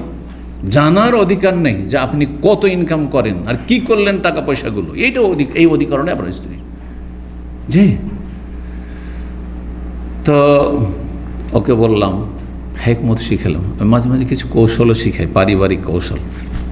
হেকমত শিখালাম যে দাড়ি রেখে দেন, আর আপনি স্ত্রীকে বললেন না যে দাড়ি রেখে দিয়েছি হজ করে, এটাও বলিয়েন না। দাড়ি রাখিনি মিথ্যাও বলিয়েন না, দাড়ি রেখেছি এটাও বলিয়েন না। আর বড় বড় হয়ে যাবে, তারপরে তখন আপনি তারপরে জানবে কারো মারফত জানবে। তখন 2005 তো, তখন এত ভিডিও কল ছিল না, কারণ পয়সা দিয়ে তখনই করতে। এইসব ইমো আর এই হোয়াটসঅ্যাপ আর এইসব কিছুই ছিল না। প্রথম যখন হোয়াটসঅ্যাপ আসে তখন একজন মাদানী সাহেব, একজন ছিলেন মুরব্বী ইন্ডিয়ান, এখানে ব্যবসায়ী, অনেক দিন আগে থেকে থাকেন, 40 বছর আগে থেকে, চলে গেছেন এখন। খুব ভালো মানুষ, খুব ভালোবাসতেন, আমার অফিসে এসে বসতেন। তো বলছে শেখ হোয়াটসঅ্যাপ খুব ভালো জিনিস, আপনি আরে হোয়াটসঅ্যাপ কিছু বুঝি না, বুঝলাম গুরুত্বই দিনে 2-4 মাস 6 মাস এইরকম কি গেছে, সবচেয়ে ভালো হোয়াটসঅ্যাপ, আমি বুঝিই না। তারপরে বুঝতেছিলাম ভাই রে হোয়াটসঅ্যাপ, আর তখন তো ইমোর জন্ম হয়নি। তো যাই হোক, কী বলছিলাম, বললাম যে জানাবেন না। কেউ ধরেন আশেপাশের আছে গ্রামের, আপনার স্ত্রীকে জানিয়ে দিল যে হ্যাঁ তোমার স্বামী দাড়ি রেখে দে, তখন যদি রিয়াকশান হয় তখন বলুন যে হ্যাঁ দাড়ি রাখবো না রাখবো আমার, তখন একটু শক্ত হবে, আস্তে আস্তে লাগামটা টেনে ধরবেন, লাগাম টেনে ধরবেন। আমার হেকমতে সে তাই করলো, এই বড় বড় দাড়ি মাশাআল্লাহ, একবার দেখছি বড় বড় দাড়ি রেখেছি, কিছুদিন পরে দেখছি ছেড়ে দিতেছে। তারপরে বলছে, তারপরে একদিন জিজ্ঞাসা করছি যে কি রিয়াকশান কিছু হয়েছে? বলছে না, বলছিল কিন্তু এমন কিছু বিরোধিতা হয়নি। দেখলেন কেন জিজ্ঞাসা করে? আগেই কেন বলতে যাবেন ওকে? হ্যাঁ, ঘাবড়িয়ে দেবেন আমি দাঁড়িয়ে রাখবো, হ্যাঁ আমি হুজুর হয়ে যাব। কারণ দাঁড়িয়ে রাখা মানে আরবিয়ানদের কাছে তো মোতাওয়া, আর আমাদের দেশে দাঁড়িয়ে মানে হুজুর, তাই না? তো এটা বলতে কেন যেমন যে আপনার স্ত্রী হচ্ছে ওই রকম দুনিয়াদার, ওকে কেন বলবেন আমি হুজুর হইতে যাচ্ছি, হ্যাঁ অথবা আমি মোতাওয়া হইতে যাচ্ছি, কেন বা বলবেন আপনি? আর জানাইবারই বা কী দরকার? কোনো দরকার নেই। কথা বুঝতে পেরেছেন? তো যাই হোক, চলেন আমরা দাস শেষ করি। তবে এতে কিছু শিক্ষা আছে, সেজন্য বললাম, আমি বিনা শিক্ষাতে কোনো কেসা বয়ান করি না। জি। তো ওমর রাদিয়াল্লাহু তাআলা আনহুর এক স্ত্রী ছিলেন, মানে ইবনে ওমরের সৎমা। জি। তাশহাদু সালাত সুবহে, সেই ওমরের রাদিয়াল্লাহু তাআলা স্ত্রী, তিনি ফজরের সালাতে হাজির হতেন মসজিদে, এশাতে হাজির হতেন কোথায়? ফিল জামাতে, ফিল মসজিদে, মসজিদে জামাতে, পুরুষদের জামাত সহকারে যে জামাত হইতো সেখানে জামাতে হাজির হতেন নামাজ পড়ার জন্য। ফাকিল আল্লাহা, তখন তাকে বলা হইল, লেমা তাখরুজিনা ওয়াকাদ তা'লামিনা আন্না উমার ইয়াকরাহু যালিকা ওয়া ইয়াগারু, তুমি কেন যাচ্ছ মসজিদে? মসজিদে কেন যাচ্ছ? অথচ তুমি জানো যে তোমার স্বামী ওমর রাদিয়াল্লাহু তাআলা এটাকে ঘৃণা করে, অপছন্দ করে। ওমর রাদিয়াল্লাহু তাআলা অপছন্দ করতেন মহিলাদের যাওয়া, তবে নিষেধ করতে পারতেন না, কারণ নবী সাল্লাল্লাহু আলাইহি ওয়াসাল্লাম বলেছেন যদি অনুমতি চাই তাহলে বাধা দেওয়ার অধিকার নেই, তোমার অনুমতি দাও। সেটা কিছু বলতে পারতেন না, কিছু বলতে পারতেন না। তো ওমর রাদিয়াল্লাহু তাআলা আনহু এটাকে অপছন্দ করেন। ওয়াইয়াগার, এবং তিনি গায়রাতে চলে আসেন। গায়রাত বুঝেন? গায়রত কথাটি কিন্তু আমাদের ভাষাতে ব্যবহার করে, অনেক এলাকায় ব্যবহার হয়। এটা অনেকে বেশি বুঝেও, শুদ্ধ বাংলা যদি বলি তো অধিকাংশ লোকই বুঝবেন না। আত্মমর্যাদা বোধ, আত্মমর্যাদা বোধ। জি। আচ্ছা, মহিলারা কেন চায় না যে তার সতীন হোক? কেন চায় না? শুধু হিংসা না, গায়রাত। তার আগে গায়রাত, ভিতরটা জ্বলে উঠবে। কিসে জ্বলে উঠবে? আরে হ্যাঁ, আমার সাথে যে আমার স্বামী সম্পর্ক সেটা আর এক মহিলার সাথে করবে সে, এই যে গায়রাত, এটা জ্বলে ওঠা, আত্মমর্যাদা বোধ, আমার স্থানটা আরেকজনকে দিয়ে দিবে, এই যে চেতনা চিন্তা করে। ঠিক ওই রকমই পুরুষের গায়রাত হচ্ছে যে আমার স্ত্রী আমার জন্য খাস, আমার জন্য সীমিত।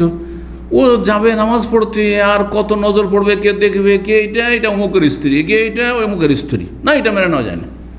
এই বাপের গায়রাত মেয়েদের ক্ষেত্রে যে আমার মেয়ে সুরক্ষিত থাকবে, আমার মেয়ের দিকে কারো কুদৃষ্টি পড়বে, দেখবে যে অমুকের মেয়ে, এটা আমি চাই না, এটা আমি বরদাস্ত করতে পারি না, মেজাজ গরম হয়ে যাবে। এটাকে গায়রাত বলা হয়। যার গায়রাত নাই সেই ব্যক্তি দায়ুস। যার গায়রাত নাই, গায়রাতহীন, আত্মমর্যাদা বোধ নেই স্ত্রীর ক্ষেত্রে বা মেয়েদের ক্ষেত্রে, সে হচ্ছে হাদিসের ভাষায় কি? দায়ুস। দায়ুস কাকে বলে? আল্লাযী ইউকিররু ফি আহলিহি আল খাবাস, তার পরিবারে স্ত্রী অথবা তার মেয়েরা, তার বোনেরা নোংরামিতে লিপ্ত, পরকীয়ায় লিপ্ত, জেনায় লিপ্ত, বেপরদা, অন্যের সাথে নির্জনে কথা বলে অথবা লুকিয়ে লুকিয়ে প্রেম করে, আর কিছুই বলে না। দুনিয়াটাই এরকম হয়ে গেছে। কি করা যাবে? কি করা যাবে? আজকাল যারা সহশিক্ষিত মেয়েদেরকে নির্দ্বিধায় পড়াচ্ছেন, তারা কিন্তু এরকম চিন্তা, কি করব, মেয়েদেরকে তো পড়াইতে হবে। ও জানছে যে আমার মেয়ে আরেকজনের সাথে রিক্সায় উঠে যাচ্ছে, আমার মেয়ে আরেক কারোর সাথে সিনেমা দেখতে চলে যায়, আমার মেয়ে ওই কারোর সাথে পার্কে যাচ্ছে। ও যুগটাই বদলে গেছে, দোষ যুগের হয়ে গেল। দোষ করছে তার মেয়ে, আর বলছে যুগটাই পাল্টে গেছে, যুগ খারাপ হয়ে গেছে, যুগ জামানা খারাপ হয়ে গেছে। বলে না আমাদের লোকেরা, যুগ জামানা খারাপ হয়েছে না, যুগ জামানার মানুষ খারাপ হয়েছে, মানুষ খারাপ হয়েছে। দোষ জামানার কেন দিচ্ছে আপনি? কথা বোঝা গেছে। তো যার গায়রাত নেই সেগুলো বরদাস্ত করে না। যার গায়রাত আছে, আরে আমার মেয়ে সে আর একটা ছেলে হাত ধরে পার্কে যাবে, এটা মেনে নেওয়া যায় না, অসম্ভব কথা এটা। বোঝা গেছে? এটার নাম গায়রাত, এটির নাম হচ্ছে গায়রাত। যার গায়রাত নাই সেই ব্যক্তি জাহান্নামে যাবে, এই জান্নাতে যাবে না, নবী সাল্লাল্লাহু আলাইহি ওয়াসাল্লাম বলেছেন। তারপরে সে কাফের নয় যে কোশ্চিন কালেও, কারণ আমাদের আজকাল সোশ্যাল মিডিয়াতে কিছু আবার মূর্খ বক্তাদের মূর্খ অনুসারী আছে।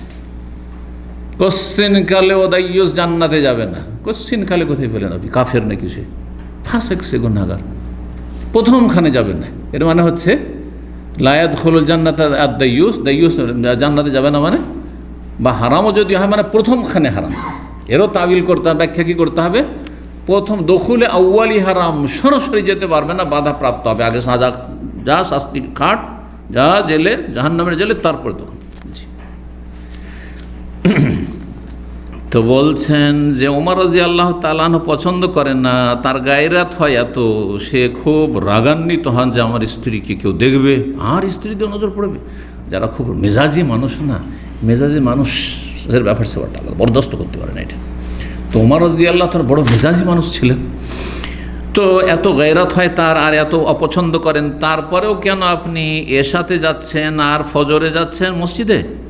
কালা, তখন এই ওমর রাদিয়াল্লাহু তাআলা আনহুর স্ত্রী তিনি বলছেন, ওমা ইয়ামনাউ আইয়ানহানি, যদি তাকে এত ঘৃণায় লাগে, অপছন্দ লাগে, আর তার যদি এত গায়রত হয়, আত্মমর্যাদা বোধ হয় আমার মসজিদে যাওয়াতে, বা এটা যদি পছন্দ না করেন, তো উনি নিষেধ কেন করছেন না?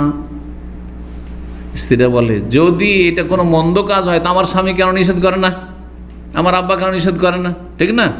তো ঠিক ওই ভঙ্গিমাতে বলছেন যে অমায় হানি, আমাকে নিষেধ করতে কিসে বাধা দেয়? তাকে মানা করতে পারেন না, উনি নিষেধ করতে পারেন না। কালা, তখন বলছেন ইবনে উমর, ওমরের ছেলে বলছেন সৎমাকে, কি বলছেন? ইয়ামনাহু কওলু রাসূলিল্লাহ, রাসূলুল্লাহ সাল্লাল্লাহু আলাইহি ওয়াসাল্লাম এই বাণী তাকে বাধা দিচ্ছে। এইদিকে গায়রাত হচ্ছে, পছন্দ করছেন না, কিন্তু নবী সাল্লাল্লাহু আলাইহি ওয়াসাল্লাম বলেছেন যে বারণ করতে পারবে না, নিষেধ করবেন না, যেতে চাইলে যেতে দাও। জি, কি লা তামনাউ ইমা আল্লাহ মাসাজিদ আল্লাহ, আল্লাহর বান্দীদেরকে আল্লাহর মসজিদে যেতে বাধা দিও না। আল্লাহর দাসীদেরকে মানে আল্লাহর বান্দীদেরকে আল্লাহর মসজিদে যেতে বাধা দিও না। আমাতুনের বহু বচন হচ্ছে এমা, যেমন আবদুনের বহু বচন হচ্ছে এবাদ, তো পুরুষ হচ্ছে আব্দ, কিন্তু মহিলার ক্ষেত্রে তো আব্দ চলে না, যদিও আব্দে শামিল সবাই নরনারী, কিন্তু আলাদা করে বলতে হলে আমাতুন বলে, আমাতুল্লাহ। যেন আমাদের সমাজে অনেকে কিন্তু আজকাল নাম রাখছে আমাতুল্লাহ, মানে আল্লাহর দাসী, জি, আল্লাহর বান্দি। 14 নম্বর অধ্যায় বলছেন বাবুর রুখসাতে ইনলাম ইয়াহদুরিল জুমাতা ফিল মাতার। এই অধ্যায় হচ্ছে ছাড় রয়েছে যদি বৃষ্টির কারণে মসজিদে কেউ জুমা পড়তে না আসে। বৃষ্টির কারণে, বৃষ্টিতে জুমাই উপস্থিত না হওয়ার ক্ষেত্রে ছাড় রয়েছে, বা উপস্থিত হওয়ার ক্ষেত্রে ছাড় রয়েছে। বাবুর রুখসা এই অধ্যায় হচ্ছে ছাড় রয়েছে ইনলাম ইয়াহদুরিল জুমা, যদি জুমাতে উপস্থিত না হয় কোনো ব্যক্তি ফিল মাতার, বৃষ্টির অবস্থায়। তার বর্ষা বৃষ্টি যদি খুব ঝমঝমেও মুষলধারে বৃষ্টি হয়, হালকা বৃষ্টি নয়, হালকা বৃষ্টি যেতে পারবেন, তাহলে অবশ্যই যেতে হবে, তাহলে ফরজ। হালকা আর ভারী বৃষ্টির মাপকাঠিটা কি হবে? যদি বাড়ি থেকে মসজিদে যেতে যেতে ভিজে যান, ভিজে যাবেন, কাপড় চোপড় শরীর সব ভিজে যাবে একবারে, তাহলে আপনার ছাড় আছে।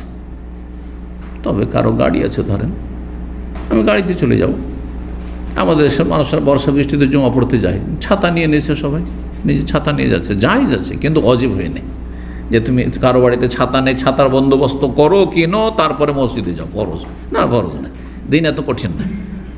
যাদের বাড়ি ছাতা আছে, মসজিদে জুমা হচ্ছে, যে যেতে পারলো, আর যদি মসজিদে জুমা নাও হয়, ইমামও আসতে পারলো না, খতিব আসতে পারলো না, মুয়াজ্জিন আসলো না, বা মুয়াজ্জিন শুধু মুয়াজ্জিন আসবে, আসার পরে সাল্লু ফিরে হারু, তোমার বাড়িতে নামাজ পড়ে না, যেমন হাদিস আসছে। সেটা অন্যান্য ফরজ সালাতের ক্ষেত্রে যেমন, তেমনি জুমার ক্ষেত্রেও। হাদিসটি দেখেন, তাহলে এই মাসলা আমরা জেনে নিলাম যে যদি বেশি বৃষ্টি হয় তাহলে জুমা আর ফরজ থাকে না, জুমার বদলে কি করতে হবে? নিজ নিজ বাড়িতে বা যে যেখানে আছেন সেখানে জোহর পড়ে নেবে। 901 নম্বর হাদিস, আর এটা দিয়ে আজকের আলোচনা শেষ করছি। হাদিসের বর্ণনাকারী তাবেঈ মোহাম্মদ বিন সিরিনের চাচাতো ভাই আবদুল্লাহ বিন হারিস ইবনে আম্মে মোহাম্মদ বিন সিরিন, আবদুল বিন হারিস আসলে বর্ণনাকারী, যে ইবনে সিরিন রাহিমাহুল্লাহ প্রখ্যাত তাবেঈ, তার চাচাতো ভাই। তিনি বলছেন কালা ইবনে আব্বাস লে মুআজ্জিনিহি ফি ইয়াউমিন মাতিরিন, আবদুল্লাহ বিন আব্বাস রাদিয়াল্লাহু তাআলা আনহুমা তার মসজিদের মুয়াজ্জিনকে বর্ষার দিনে, এক বর্ষা বৃষ্টির দিনে, খুব বেশি বর্ষা ছিল, ইয়াউমিন মাতার, যেদিন বর্ষা, খুব বেশি বর্ষা বৃষ্টির দিনে বলেছিলেন এজা কুলতা, যখন তুমি বলবে আজানে, তার মানে মুয়াজ্জিনকে থাকতে হবে, তাহলে নাহলে জানবে কি করে লোকজন যে আসতে হবে না, আজকে জুমা হবে না। এজা কুলতা, যখন তুমি বলবে আজানে আশহাদু আন্না মুহাম্মাদান রাসূলুল্লাহ, আজান তাহলে প্রথম দিক থেকে দিলেন আল্লাহু আকবার আল্লাহু আকবার আল্লাহু আকবার আল্লাহু আকবার, আশহাদু আল্লা ইলাহা ইল্লাল্লাহ আশহাদু আল্লা ইলাহা ইল্লাল্লাহ আশহাদু আন্না মুহাম্মাদুর রাসূলুল্লাহ আশহাদু আন্না মুহাম্মাদান রাসূলুল্লাহ যখন বলা হলো, তারপরে কি বলতে হয়? হাইয়া আলাস সালাহ, মানে সালাতের জন্য এসো, নামাজ পড়তে এসো। তো নামাজ পড়তে এসো আর বলিও না, বলছেন যখন পৌঁছিবে এই জায়গায় আশহাদু আন্না মুহাম্মাদুর রাসূলুল্লাহ বলা শেষ হবে, ফালা তাকুল হাইয়া আলাস সালাহ, তখন বলবে না যে এসো সলাতের জন্য। হাইয়া মানে এসো, হাইয়া মানে এসো, এসো সলাতের উদ্দেশ্যে এ কথা বলবে না, এটাকে স্টপ করে দাও। কি বলবে? কুল বলবে সাল্লু ফি বুয়ুতিকুম, তোমাদের নিজ নিজ বাড়িতেই তোমরা নামাজ পড়ে নাও। অন্য রিওয়ায়াত সাল্লু ফি রিহালিকুম, তোমাদের বাসায়। রেহাল অস্থায়ী বাসা, কেউ তাঁবুতে বাস করছে, কেউ অস্থায়ী বাসাতে আছে, আর বাইত হচ্ছে মানে বাড়ি, স্থায়ী বাড়ি। তোমাদের বাড়িতে বা বাসাতে তোমরা কি করে নাও? সলাত পড়ে নাও। জুমা না জোহর? বাড়িতে জুমা চলবে না, বাড়িতে কি করতে হবে? জোহর পড়তে হবে। দিনটি কিন্তু জুমার ছিল। যখন এই কথা বলছেন আব্দুল্লাহ বিন আব্বাস রাদিয়াল্লাহু তাআলা, সাহাবী, তিনি নিজের পক্ষ থেকে বলছেন না, নবী সাল্লাল্লাহু আলাইহি সাল্লাম থেকে তিনি জানেন হাদিস, এই জন্য বলছেন। তাহলে ঘটনা নবী সাল্লাল্লাহু আলাইহি সাল্লামের ইন্তেকালের পরের ঘটনা। ইবনে আব্বাস রাদিয়াল্লাহু তাআলা শেষ জামানায় তায়েফে থাকতেন, তো হতে পারে যে তায়েফের তার মসজিদের কথা বলছেন। মক্কায় ছিলেন তার আগে, কিন্তু মক্কা থেকে তিনি পরে হিজরত করে শেষ যুগে তার তায়েফ চলে এসেছিলেন। তো বর্ষার দিন ছিল, তায়েফ এলাকায় বর্ষা হয় খুব বেশি। তায়েফ এলাকায় যারা থেকেছেন বর্ষা হয় না বেশি? জি, তুলনামূলক।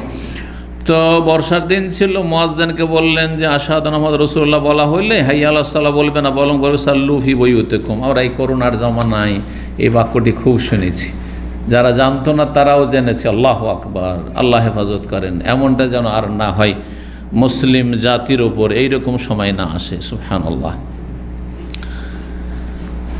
যখন এই কথা বললেন কে? ইবনে আব্বাস রাদিয়াল্লাহু তাআলা আনহুমা, ফাকাআন্নান নাসা ইস্তানকারু, তো জনগণ যারা আশেপাশে ছিল, মুয়াজ্জিনকে তিনি যখন নির্দেশ দিচ্ছেন, তখন দেখছেন যে মনে হচ্ছে যে লোকেরা অনেকেই সেটাকে আপত্তিকর মনে করছেন। এটা কেমন কথা হলো যে জুমাতে আসতে নিষেধ করা হচ্ছে, বাড়িতে তোমরা কি করে নাও?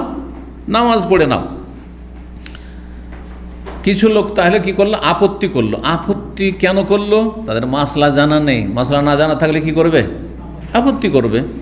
যেমন আমাদের ইন্ডিয়া বাংলাদেশের লোকেরা এই সৌদি আরবে এসে যখন দেখে বর্ষা বৃষ্টির সময় মাগরিব এশা জমা করছে বা জোহর আসর জমা করছে, তখন তো অবাক হয়ে তাকাই, আরে এটা আবার কি হয়ে গেল? হ্যাঁ, এক নামাজ শুরু করে দিল, এক নামাজের পরে আর নামাজ শুরু করলো। আরও অবাক হওয়ার একটি ঘটনা বলবো। আমাদের এক নিউ মুসলিম ছিল আলবাদিয়াতে, তো বেলাল বলে, তো কি আর একটা ছেলে, দুটো নিউ মুসলিম এলাকায় ছিল। তো একদিন রাত্রে চন্দ্রগ্রহণ লেগেছে, আর সেই রাতটি ছিল 15 শাবানের রাত। ভাগ্যচক্রে কি ছিল? 15 শাবান। বেদাতীদের কাছে সেই রাতটির নাম হচ্ছে শবে বারাতের রাত। কি শবে বারাত? এই রাত ছিল। পরের দিন আমি গিয়েছি ওইখানে, পরের দিন ওখানে যেতাম, আমার বাচ্চারা ওই এলাকায় লেখাপড়া করতো, তো যেতাম বাচ্চাদেরকে নিতে বা দিতে। তো গিয়েছি, তার সাথে দেখা, নতুন মুসলমান হয়েছে, আর সে যেমনই শুনেছে যে আসসালাতু জামিয়া, সব সলাতের জন্য জমা হও, ও জীবনেও শোনেননি সলাতুল খুসুফ বা চন্দ্রগ্রহণের নামাজের কথা। সুতরাং মনে করেছে আজকে তো শবে বারাতটা শুনছি বাঙালিদের কাছে, ওগুলোই তো ধর্মকর্ম, শবে বারাতের কথা শুনছি। তো সে ছুটেছে শবে বারাতের নামাজ পড়তে, আর তারপরে গিয়ে ওই নামাজ পড়ে এসছে। কিন্তু নামাজটা হয়েছে, ও জানে না যে কী তরিকায় শবে বারাত পড়ে আর কী তরিকায় এটা পড়ে, তাও জানে না। নামাজটা পড়ে এসছে, মোট কথা নামাজ পড়েছে কিসের? মূলত খুশবু, চন্দ্রগ্রহণের নামাজ পড়েছে, কিন্তু মনে করেছে আমি শবে বরাতের দেশীয় নামাজ পড়ে আসলাম। আসলে পরের দিন আমি গিয়েছি, তো বলছে যে আমি কথায় কথায় শবে বরাতের কথা উঠেছে। আমি শবে বরাত তো বিদআত, বলছে সৌদি আরবে তো গতকালকে পড়েছে। কোন মসজিদে? বলছে এই মসজিদই, যে ওই যে থানাটা ছিল না পুলিশ এসে, ওর পাশে যে মসজিদে পড়ে, বলছে ওই মসজিদে পড়েছে। আমি বলছি হইতেই পারে না। তখন আমার মনে হয়েছে আরে গত রাতে তো চন্দ্রগ্রহণ লেগেছিল। তা আমি বললাম যে সেইটা আসলে কি ছিল? চন্দ্রগ্রহণের নামাজ ছিল, তোমার শবে বরাতের বিদাতি নামাজ ছিল না। এই ঘটনা কয়েক বছর আগের। তো যাই হোক, শেষ করি। বলছেন যে অনেকেই কি হলো আপত্তিকর মনে করলো যে ইবনে আব্বাস কি করলেন, বর্ষা বৃষ্টির দিনে জুমা পড়তে হবে না, বাড়িতেই তোমরা নামাজ পড়ে নাও। না জানা থাকলে এমনটাই হয়, মানুষের অজ্ঞতার কারণে সহিটাকেও কি মনে করে, ভুল মনে করে। দেশে গিয়ে যদি মোনাজাত না করা হয়, যেই মসজিদের নিয়মিত সম্মিলিত নামাজের পরে ফরজ নামাজ মোনাজাত চলছে, তাহলে মানুষ তো অবাক হয়ে যাবে, অবাক তো হবে, মারামারি লেগে যাবে। একজন হাফেজ, আধা হাফেজ ছিল, দেখেন এই জন্য কোনো কুসংস্কার বেদাতকে উঠাইলে এলেমের শক্তি লাগবে, আর না হইলে আপনার কিসের, আপনার প্রভাব আছে, আপনার বংশের প্রভাব আছে লাগবে। যদি বেশি এলেম নাও থাকে, ধরেন আমাদের মতো এলেম নেই আপনাদের, কিন্তু আপনার বংশ একটা প্রভাব আছে, আপনি মনে করছেন আমি এটাকে চালিয়ে নিতে পারবো, কিছু ধারে কাটে কিছু ভারে কাটে, আমাদের দেশে বলে।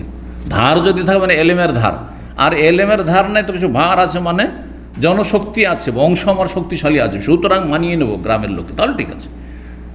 এ করেছে কি, এক নতুন মসজিদে গিয়ে মাগরিবকে নামাজ পড়াইতে দিয়েছে, আমার আত্মীয় ছিল ওটা, নামাজ পড়ে দিতেছে। নামাজ পড়ে ও মক্কা থেকে একবার ঘুরে গেছে উমরা করে। আগে কিন্তু উমরা করতে এসে অবৈধ ইয়ে করতো, মিশক বিক্রি করা, তারপরে আতর বিক্রি করা, আর ওই তসবি বিক্রি করা, আর পাথর বিক্রি করা। বলছে 4 আনার পাথর কিনে 50 রিয়ালে ইন্ডোনেশিয়ান মালয়েশিয়ানদের কাছে বিক্রি হতো, মহিলাদের কাছে, বুঝতে পারছি, 4 আনা দাম পাথরের। এই ঠকামি একসময় করেছে যারা ফুটপাতে যে ব্যবসা করেছে। তো ও এখান থেকে মনে করেছে যে এটা উঠিয়ে দেবো, আর এখানে করেনি, ওখানেও করেনি। ও জানে না যে আমার তো ওজন নেই, এখানে ওয়েট তো লাগবে কিছু, ওজন টোজন নাই, হালকা, এলেম নাই, কিছুটা হাফেজ, আর দোয়াটাও করেনি। তারপরে গ্রামের মূর্খ লোকেদের একজন বলছে, ইমাম সাহেব দোয়া করেন, না হয় কল্লা উড়িয়ে দেবো। হ্যাঁ, কল্লা উড়িয়ে দেবো, কল্লা বুঝেন তো, কারণ দেশে একটা কথা আছে, যত কল্লা তত আল্লাহ। কারণ বেদাতীদের আকীদাতে কি আছে, হ্যাঁ, কলুবুল মুমিন আরশুর রহমান, মুমিনের কলব হচ্ছে রহমানের আরশ। যদি এইখানেই আরশ থাকে আমাদের কলবের হৃদয়, তো কলব কি একটা, এইখানেই তো মেলাগুলো কলব। তো এইখানেই যখন 50-60টা মানুষ, 50-60টা কলব, তাহলে 50-60টা আল্লাহ তো এইখানেই। হ্যাঁ, নাউজুবিল্লাহ, ঠিক কিনা? কত বড় শিরকি কুফরি কথা যে কলুবুল মুমিন আরশুর রহমান, মুমিনের কলব হচ্ছে রহমানের আরশ, আল্লাহর আরশ। তো কল্লা কথাটি ওখান থেকেই আপনারা জানেন যে যত কল্লা তত আল্লাহ। তাহলে যখন প্রত্যেক কলব আল্লাহ, তাহলে যত কল্লা তত আল্লাহ। তো কল্লা কেটে দেবো বা কল্লা উড়িয়ে দেবো, এইরকম কথা বলেছে। পরের দিন আমাকে এসে শুনেছি যে আজকে একজন মায়ের খেতে খেতে বেঁচেছি। কেবাবটাকে বলছে যে আমি মোনাজাত করিনি, আর ভাবছি যে কিছু বলবে না, তো এই কথা। তাও মসজিদ কার জানেন, না দেওবন্দি হানাফি না বেরেলবি হানাফি, আহলে হাদিস মসজিদ। আমাদের দেশের আহলে হাদিসে একসময় এত গোড়া ছিল দোয়ার ক্ষেত্রে যে বলতে হবে না। আর একটি মসজিদ সেখান থেকে 5 কিলোমিটার দূরে, সেখানে থানা পুলিশ হয়েছে 2 দল, 2 দলে মারামারি, হিন্দু পুলিশকে ডাকতে হয়েছে, কাফের পুলিশকে ডাকতে হয়েছে মুসলিমদের বিচার করার জন্য। আহলে হাদিস মসজিদ, লজ্জাকর বিষয় রয়েছে। মানুষ গোঁড়ামির জন্য বিদআতকে ছাড়তে চায় না, বিদআতকে ছাড়তে চায়, নবীর তরিকে আসতে চায় না। আল্লাহ হেদায়েত দান করে। আলহামদুলিল্লাহ অনেকে এখন বুঝতে শিখেছে। যাই হোক, তো কি বলছিলাম, তাহলে আপনার কথা যদি সমাজে চালাতে হয় তাহলে একটা ওজন লাগবে, হয় এলেমের ওজন, আর না হইলে বংশীয় শক্তি। আমাদের দেশে আগের যুগে গ্রাম হতো, এই লাঠি কার কত আছে, লাঠি লাগবে, কতটা লাঠি বের হয়েছে, ওই লাগবে, তাহলে ভয় পাবে মানুষ। জি, প্রবাসী অনেকে আছে পয়সাওয়ালা, তো তাদেরকে আবার ভয় পায় গ্রামের লোক, কারণ খায়, নুন খায়, সুতরাং কিছু বলতে পারে না। আবার কি করে জানেন, যতদিন ও আছে ততদিন কিছু বলিস না, ও চলে যাবে, আবার আমরা ওর বই কিতাবগুলোকে সরিয়ে রেখে দেবো। কত আমাদের দিনী ভাইরা বলছে আমি গোটা মসজিদের খরচ চালাচ্ছি, মসজিদের হুজুরের বেতন চালাচ্ছি, সব চালাচ্ছি, লাইব্রেরি করে দিয়ে এসেছি। পরের বার এসে বলছে যে সে গিয়ে দেখি আমার লাইব্রেরি নেই। আমি বললাম আমার ভালো করে জানা আছে, ওরা করবে, যেহেতু আপনার নুন খায় এখন কিছু বলবে না, বলছে একে চলে যেতে দে, এই চলে গেলে সবকে সরিয়ে দেবো, সরিয়ে দেবে। জি, আল্লাহ হেদায়েত দান করুক। তো অনেকেই এটাকে আপত্তিকর মনে করলো। আর ইবনে আব্বাস কি করলেন, হ্যাঁ জুমাতে আসতে হবে না, ফাকালা ফালাহু মান হুয়া খায়রুম মিন্নি। তখন ইবনে আব্বাস বললেন, আরে এই কাজটি করেছেন এমন ব্যক্তি যিনি আমার চাইতেও শ্রেষ্ঠ, তিনি হচ্ছেন রাসূলুল্লাহ সাল্লাল্লাহু আলাইহি ওয়াসাল্লাম জুমার দিনে জোহরে আসরে বর্ষা বৃষ্টি থাকলে প্রচণ্ড বৃষ্টি আর মসজিদে এখন আসেনি, তাহলে কি বলেছেন? সাল্লু ফি রিহালিকুম, তোমরা বাড়িতে নামাজ পড়ে না, তোমরা বাড়িতেই নামাজ আদায় করেন। এটি নবী সাল্লাল্লাহু আলাইহি ওয়াসাল্লাম আমার চাইতে যিনি শ্রেষ্ঠ তিনি করেছেন। ইন্নাল জুমাতা আজমাতুন, জুমা হচ্ছে গুরুত্বপূর্ণ ফরজ, কিন্তু ওয়াইন্নি কারিহতু অফরজ, কিন্তু ফরজের জন্য তো শর্ত রয়েছে, আর যেখানে মুশকিল সেখানে আসান রয়েছে। ওয়াইন্নি কারিহতু, আমি অপছন্দ করি, আন উখরিজাকুম, তোমাদেরকে বের করব এই বর্ষা বৃষ্টিতে, ফাতামশুনা ফিত্তিনে ওয়া দাহাজে, তোমরা কাদা আর পানিতে তোমরা হেঁটে আসবে আর তোমরা ভিজে যাবে, এটা আমি অপছন্দ করি। সেজন্য কি বললাম যে তোমরা বাড়িতেই তোমাদের জোহরের সালাত পড়ে নাও। তাহলে এইরকম যদি খুব প্রচণ্ড বৃষ্টি থাকে আর এখনও মসজিদে মুসল্লি পৌঁছেনি, তাহলে যারা পৌঁছেনি মুয়াজ্জিন আজান দিয়ে বলবেন তোমরা বাড়িতেই নামাজ পড়ে নাও। আর যদি কেউ চলে আসে, খতিব চলে এসেছেন আর কিছু লোক চলে, যাদেরকে এনে জুমা কায়েম করা যায়, মসজিদে জুমা হচ্ছে, যারা জুমা গেল জুমা হইল, আর যারা গেল না তারা জোহর পড়লো, তারাও গুনাহগার হবে না। এখানে আজকের আলোচনা শেষ করছি। আল্লাহ যেন কবুল করেন। ও সাল্লাল্লাহু আলাইহি ওয়া সাল্লাম নবিয়ানা মুহাম্মদ ওয়া আলা আলিহি ওয়া সাহবিহি আজমাইন।